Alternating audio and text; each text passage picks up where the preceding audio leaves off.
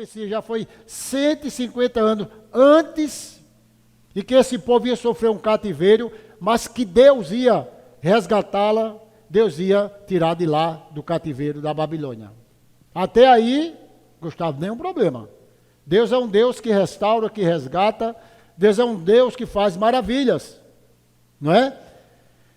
O problema é que Deus, ele disse, eu vou libertar esse povo vai ser liberto. Agora eu vou usar um homem chamado Ciro, um homem gentil, um rei persa, que não tinha linhagem com Deus, e agora Deus chama Ciro de meu ungido, meu servo, para libertar o povo de Deus. Roberto, dá um nó na cabeça de qualquer pessoa normal. Para aquele povo que escutara a história da libertação do Egito, eles tinham em mente o quê?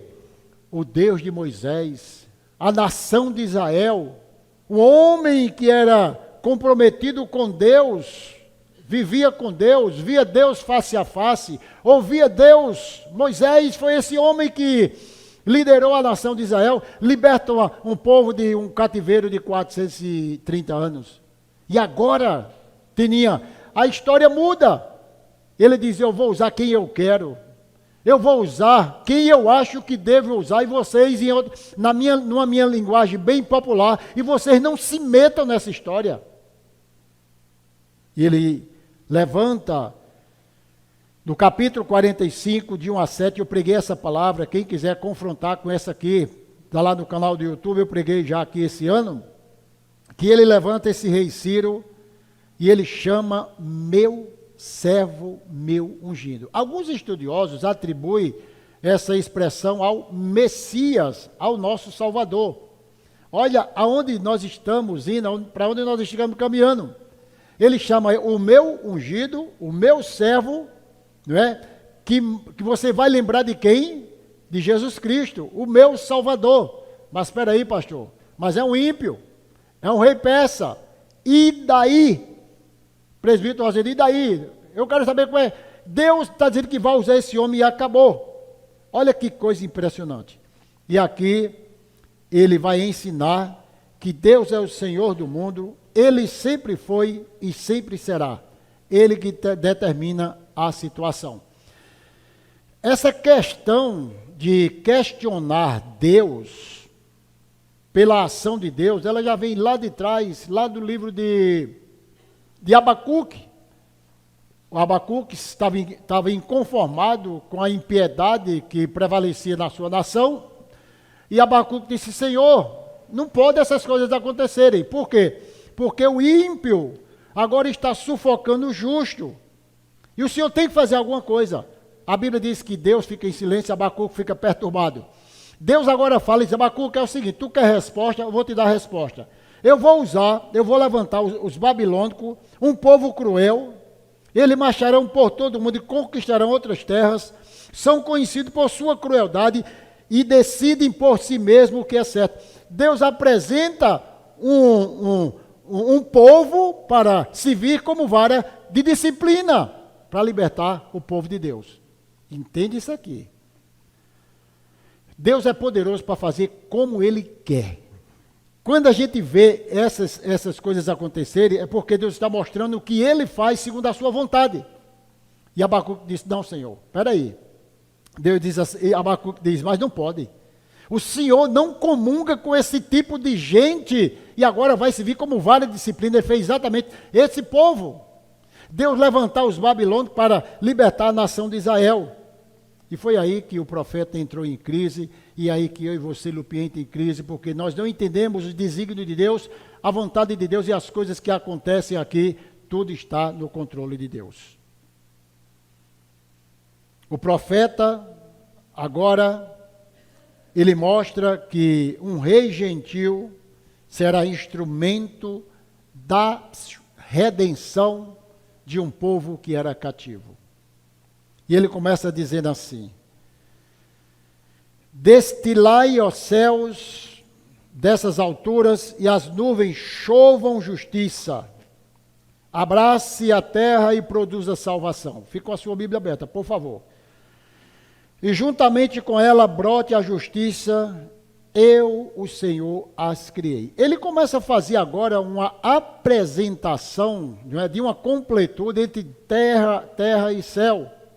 Um Deus que domina sobre todas as coisas, e agora ele mostra que ele é justo, e ele usa essa metáfora agora baseada em uma terra, não é, que a terra e o céu. E quando ele diz, eu sou o Deus do céu e da terra, eu domino todas as coisas. Aí no versículo 9, nós vamos encontrar agora ele conversando, o profeta, mostrando aí a conversa que o povo estava tendo, porque isso aqui, escuta isso aqui, esse versículo que eu acabei de ler, está falando de um questionamento de um povo que não entendia porque Deus ia usar aquele homem. Ficou tudo assim, Johnny, mas como é que pode? Deus precisou responder, Deus precisou mostrar que a vontade dele é inquestionável. Não se questiona o que Deus está fazendo.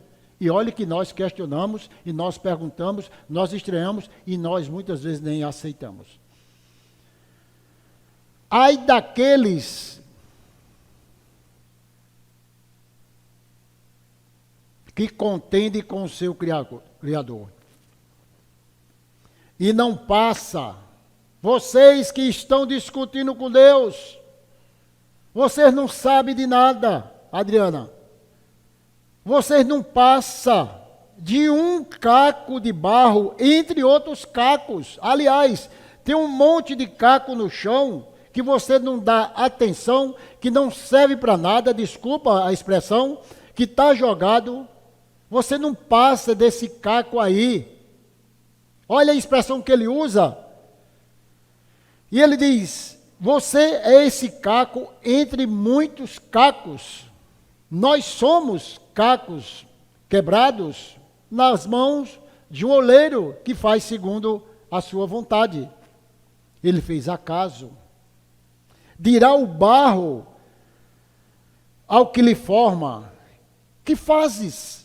Imagine, olha a expressão, né, o que ele usa, de agora um vaso está conversando com o oleiro e dizer, o que é que você está fazendo? A expressão, ela é irônica e serve para nós como se nós estivéssemos perguntando, o que é que o Senhor está fazendo que eu não estou entendendo?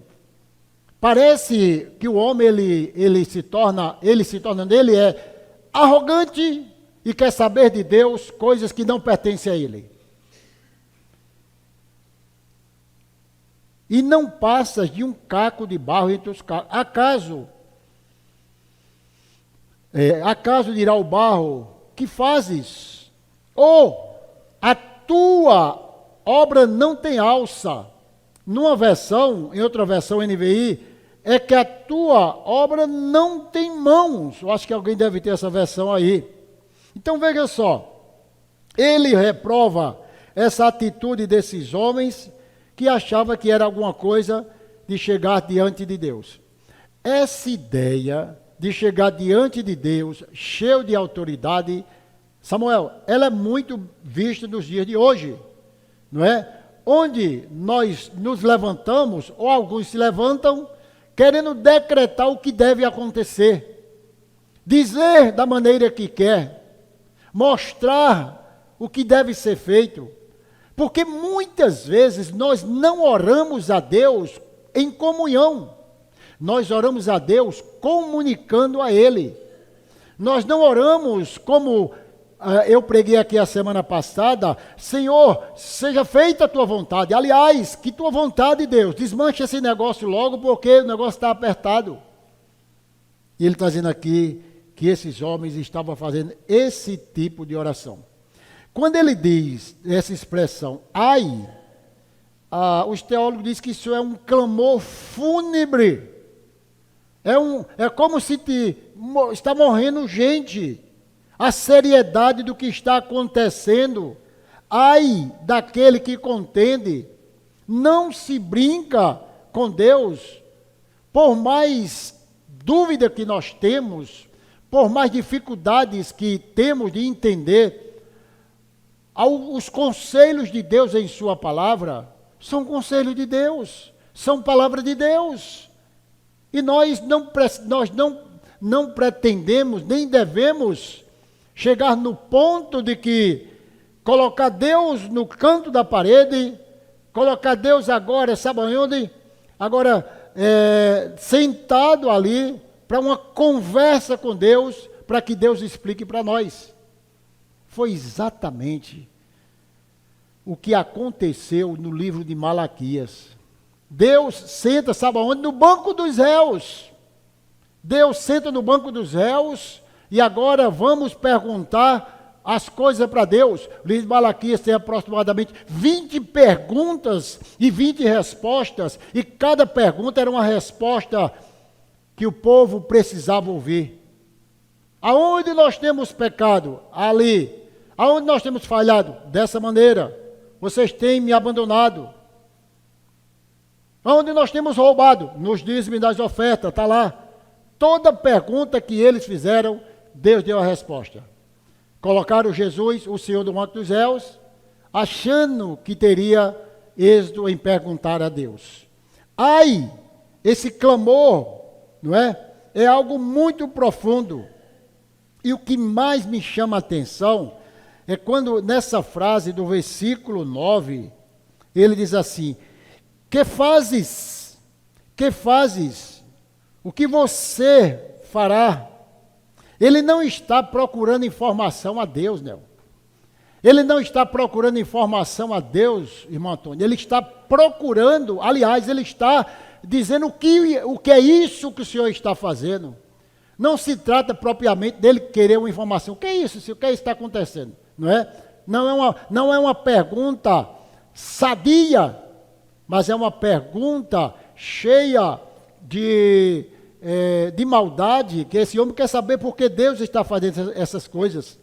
O artista é chamado para explicar e justificar seus planos. Jeremias bate muito bem nessa tecla, Edson, quando ele diz assim: tu és um vaso na mão do oleiro, o vaso se quebrou, caiu no chão, se partiu, e agora o oleiro começou a fazer, se quebrou, ele fez de novo. É assim, casa de Israel, sois vós nas minhas mãos. Se nós aplicarmos para nós, claro que deve ser aplicado para nós, mas Deus tem um domínio de todas as coisas, de todos os homens, de todas as nações, de todas as autoridades. Ele diz: ai, o que fazes? Jó, capítulo 9, versículo 12, diz assim: se ele apanha algo, quem pode pará-lo? Quem pode dizer-lhe: o que fazes? Eclesiastes 8,4 diz: porque a palavra do rei tem autoridade suprema, e quem lhe dirá: que fazes? O que nós precisamos, sabe o que é? É aquietar o nosso coração, pedir misericórdia a Deus, dizer: Senhor, aquieta a minha alma, porque eu não estou entendendo os teus planos, os teus propósitos, e eu não posso, em detrimento de tudo que está acontecendo agora, tomar uma atitude diferente. Nós conversávamos hoje na Escola Bíblica Dominical sobre essas coisas que têm acontecido. Citamos até o presbítero Ricardo, que deve estar nos acompanhando em sua casa. Como a gente não entende a permissão de Deus de tantas coisas que estão acontecendo. Vai eu e você ficar em casa enfurnado, cabisbaixo, brigado com Deus, decepcionado com Deus?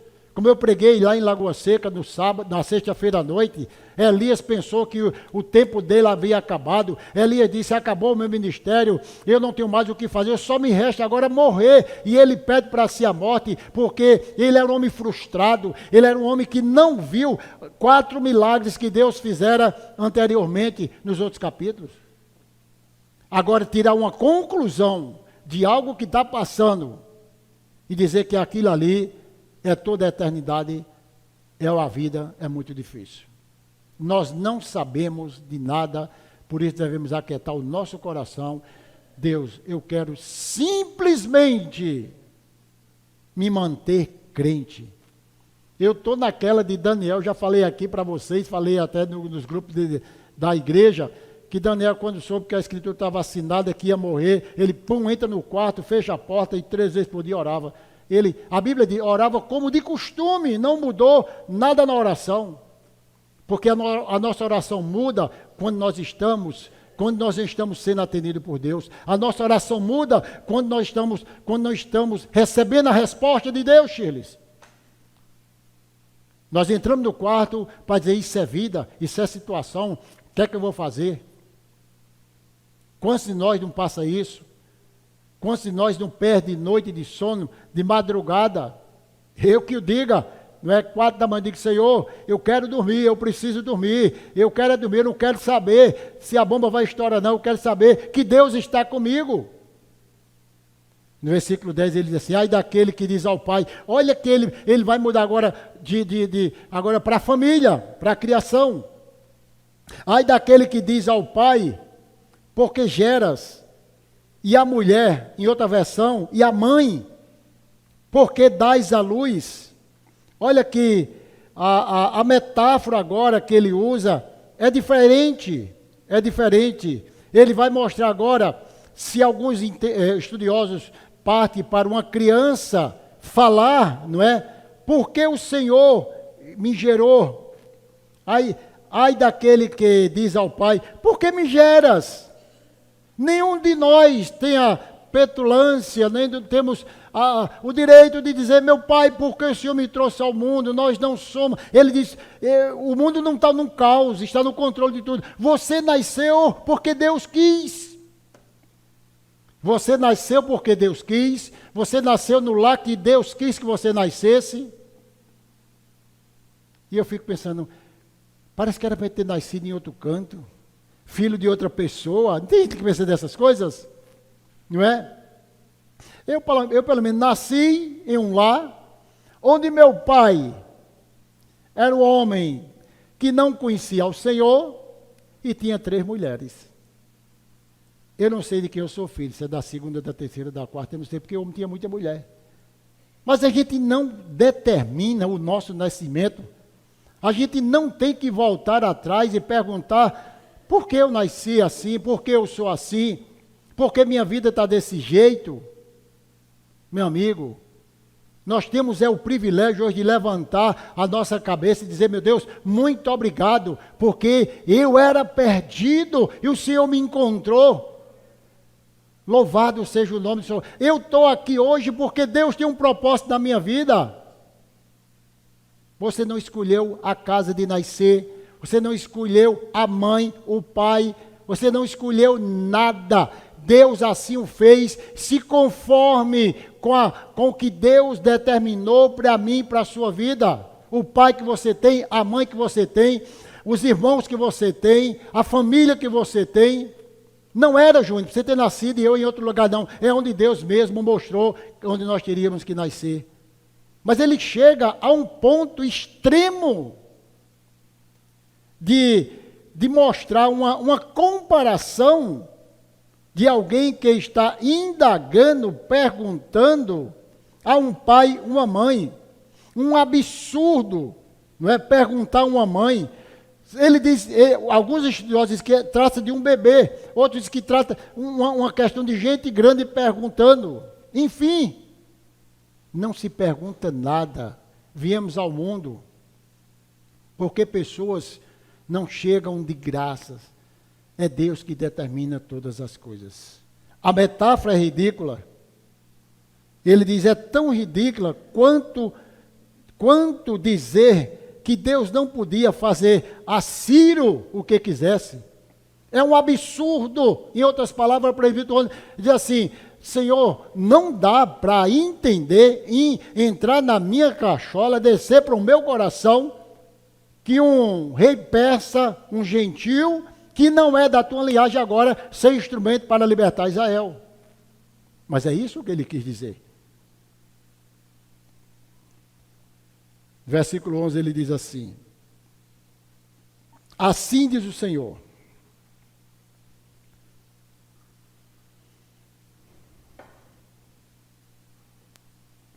assim diz o Senhor.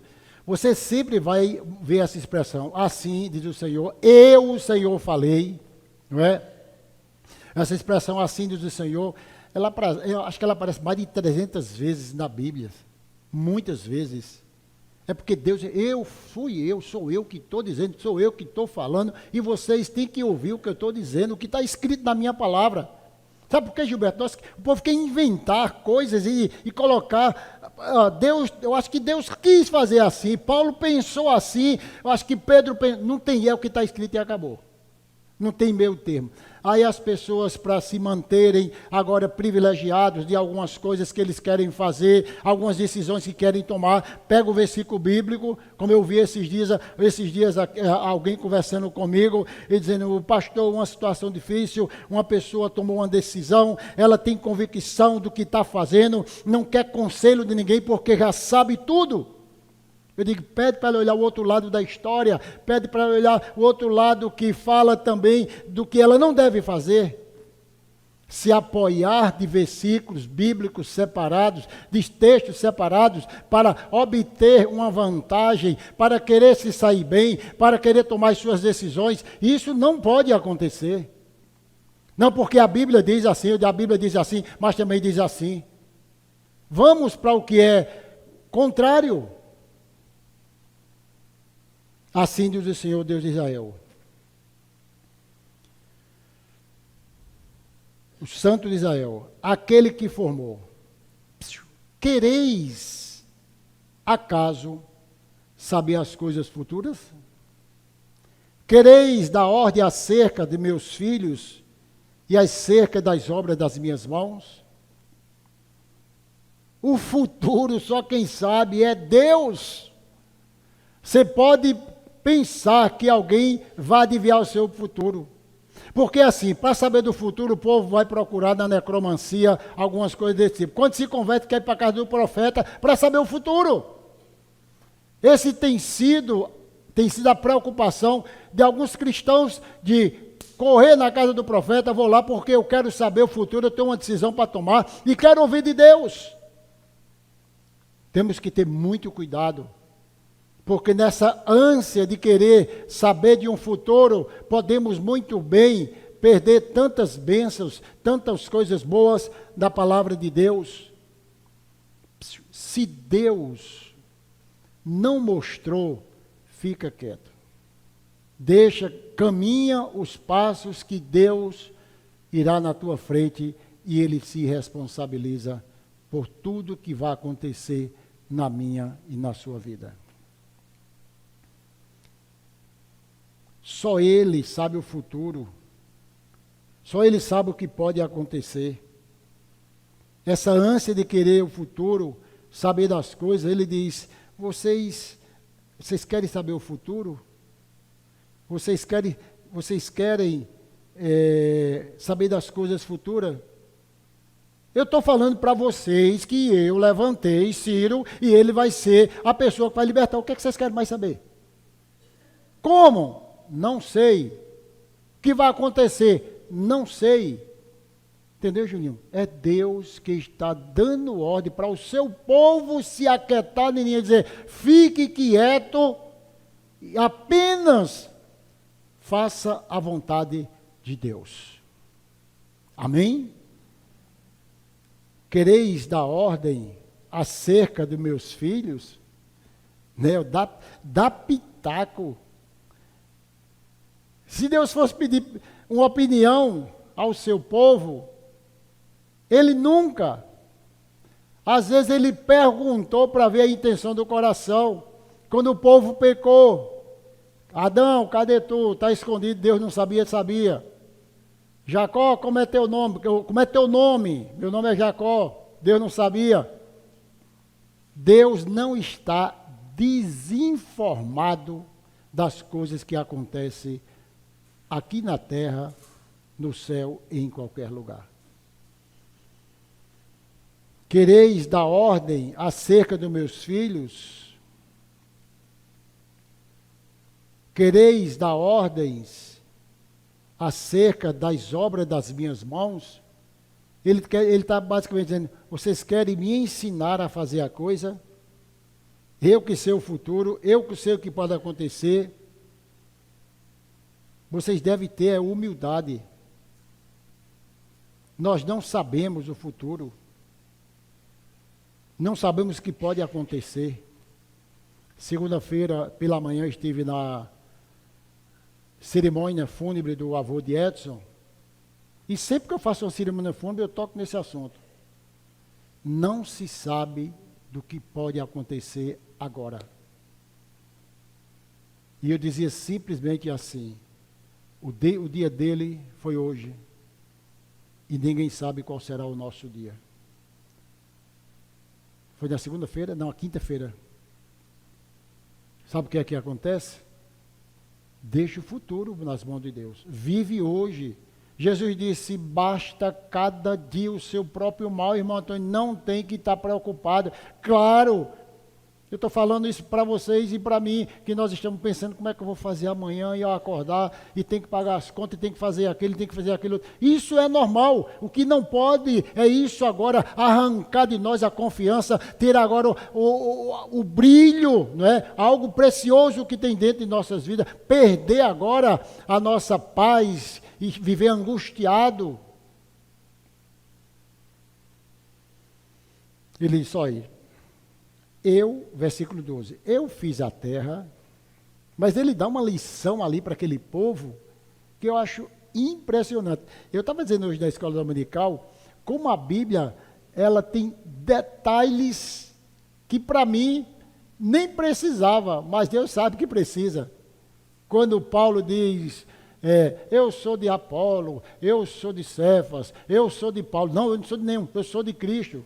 Paulo vai dar uma aula, Gustavo. Vai falar de lavoura, de plantação, de arquitetura. Para que falar dessas coisas?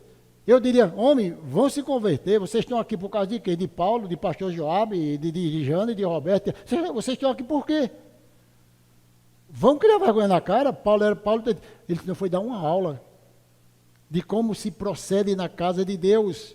E aqui do mesmo jeito, ele começa a mostrar, dando uma aula para aquele povo, mostrando as coisas criadas por ele. Eu fiz a terra, criei nela o homem, as minhas mãos estenderam os céus, e todos os seus exércitos, desde as minhas ordens. Ele mostra aqui que nada foge do controle de Deus. Criei o homem, eu fiz a terra, coloquei o homem, as minhas mãos estenderam os céus. E ele diz, e a todos os exércitos dei as minhas ordens. Que exércitos são esses? As estrelas. Ele disse, chamam cada uma pelo nome. A ideia de Isaías, quando ele fala exército de estrela, está lá no capítulo 40, versículo 17. Todas as nações são parentes como ele, coisas que não é nada, ele as considera menos do que nada, como um vácuo. Todo o seu exército, as mãos de Deus estenderam os céus, e ele convoca as suas hostes e as ordens, levantai ao alto os vossos olhos de vede. Quem criou essas coisas é uma pergunta, aquele que faz sair o seu exército de estrelas, todas bem contadas, as quais ele chama pelo nome, por ser ele grande em força e forte em poder, e nenhuma só vem a faltar. Não é? O controle de Deus é sobre todas as coisas. Não é? Deus está controlando até os cabelos da cabeça de Edson, que já caiu todos aí, tem uma permissão de Deus. Diga, cuide do seu. O Criador, Ele é o governante, Ele é o supremo Senhor da história. Ele diz, agora no versículo 13 ele vai dizer, eu na minha justiça.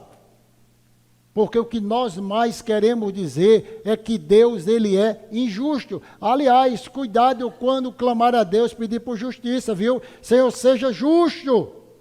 Porque eu acho que Deus é injusto sim, porque ele era para ter permitido que nós debandasse, descesse ladeira abaixo e fosse embora para o inferno. É isso ou não é? Mas ele é tão bom que ele resgatou ele diz, eu sou justo, e tem crente aí dizendo, Senhor, faz justiça, eu quero que você seja justo. Não pede isso, nós não merecemos essa justiça de Deus. Aliás, se pedirmos justiça, ele era para dar outra coisa, porque ele não é o pastor Joabe, nem é o presbítero Ronen, ele não é o povo que tem essa mente talvez diferente da dele. Eu. Sempre você vai encontrar o pronome eu. Eu e eu. É Deus quem escreve, é Deus quem determina, é Deus quem faz e acabou.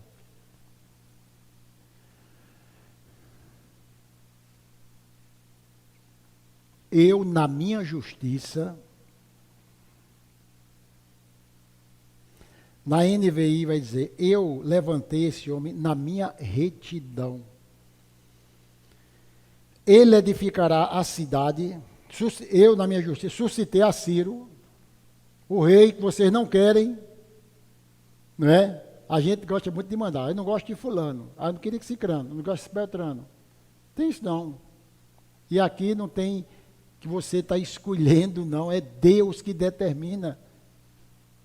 Nós assim escolhemos, eu não quero, eu não suporto, eu não vou, eu detesto, comigo não funciona, a vontade é minha, eu faço o que eu quero, eu não sou obrigado a gostar de Raquel e de Roberto, e acabou e pronto, eu não sou obrigado a gostar de ninguém, mas Deus faz com que eu e você engula de goela abaixo para acabar com o meu e com o seu orgulho. Suscitei a Ciro, aquele que vocês não querem, que vocês acham incapaz, que não faz parte da linhagem, não veio lá de Moisés. E ele edificará a minha cidade e libertará os meus exilados, não por preço nem por presente, diz o Senhor dos Exércitos. Ele vai fazer porque eu quero, eu não tenho retribuição com ele em nada. Aliás, a história diz, ou melhor, não diz a história que ele foi salvo. Não se diz lá que Ciro ele foi salvo, não, ele foi apenas instrumento de Deus para libertar o seu povo, mas ele não foi convocado para a salvação, pelo menos o entendimento da maioria dos teólogos. Assim sendo ele, é ele, somente ele, quem levantou na justiça. Ele sabe o que está fazendo. Em outras palavras, se conformem. Esse é o decreto soberano de Deus, de ele levantar Ciro e fará com que Jerusalém seja reconstruída e libertará o seu povo. Deus insiste para dizer para nós que a gente tem que aquietar o coração. Reitera várias vezes, não é assim, eu sou o Senhor, eu faço e acabou. Dos versículos, para a gente concluir, dos versículos 14 a 17, ele vai mostrar já o outro lado da história, onde os gentios, eles reconhecerão o Deus de Israel. Não é? Quando ele, no versículo 15 diz assim, verdadeiramente, tu és Deus misericordioso, ó Deus, o Deus de Israel, o Salvador. Ele conclui dizendo assim, verdadeiramente Deus, ele é misericordioso. Nós aprendemos com esse profeta Isaías, quando ele diz assim, olhe, os meus pensamentos não são os vossos pensamentos, nem os vossos caminhos, meus caminhos, diz o Senhor, porque assim como os céus são mais altos do que a terra, assim são os meus pensamentos mais altos do que os vossos caminhos. Ele diz, os meus pensamentos mais altos do que os vossos pensamentos.